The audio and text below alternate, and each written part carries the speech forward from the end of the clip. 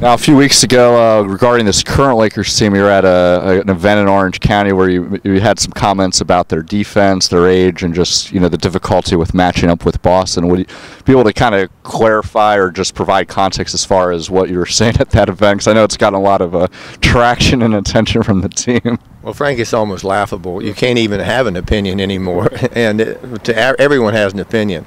And I was joking about, it's like a guy standing wide open in the corner every time down the floor. The reason he's wide open is he can't shoot, okay? To a lesser degree, I think the Lakers' biggest problem offensively, defensively, have been their offense. If they don't run patient with their offense, they have two big guys. When they get down and get set, their defense is very good. But if they turn the ball over, have quick shots, they can't get back. Right. And you have to give the other teams credit. All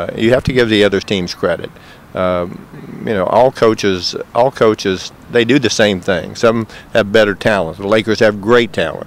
They should be the favorite to win. But as I say, they're not going to win if they don't run their offense correctly, which will lead to bad defense. And they had a great win in Boston last night. I watched part of that game, and I said, after all this, they can't beat these 500 teams. I said the best thing for them to do is get out of town, get away from you guys. Right. We've been bugging them too much. Well, you do bug them, and frankly, it's like a soap opera. And after you watch a soap opera so many years, you don't want to watch it or hear it anymore. Right. And if people leave them alone, they'll be fine. They've got one of the great players that have ever played the game. But again, as I said before, I would not want to play Boston in a 7-game series, regardless of who it's going to be. And there's a long way to go. Injuries, and again, you don't even have to like to talk about them because it almost seems like it's bad luck. But the Lakers really haven't had a serious injury to one of their main stars. Okay, they've had guys that go down and not able to play for a month or 2 or 3 months. But when you lose players that are significant, losing Kobe Bryant or a Pau Gasol would destroy this team. They would be a common team, as many teams would. If Miami would lose LeBron James and or Dwayne Wade, they would be good, but they would not be a threat to win a championship. If Boston would lose Paul Pierce or Kevin Garnett, they would not be. So you need good fortune, and good fortune sometimes doesn't happen. I look at Portland Trail Blazers. You look at this season, this was a promising young team. Everyone they have is hurt, and all their good players, all their big guys, and they continue to play hard. But it just puts so much more pressure on you when you don't have all your good players out there. Any offense or any defense you have, as a coach, if your best players get hurt, you go home at night and you say to yourself, "It's not going to work with the talent we have."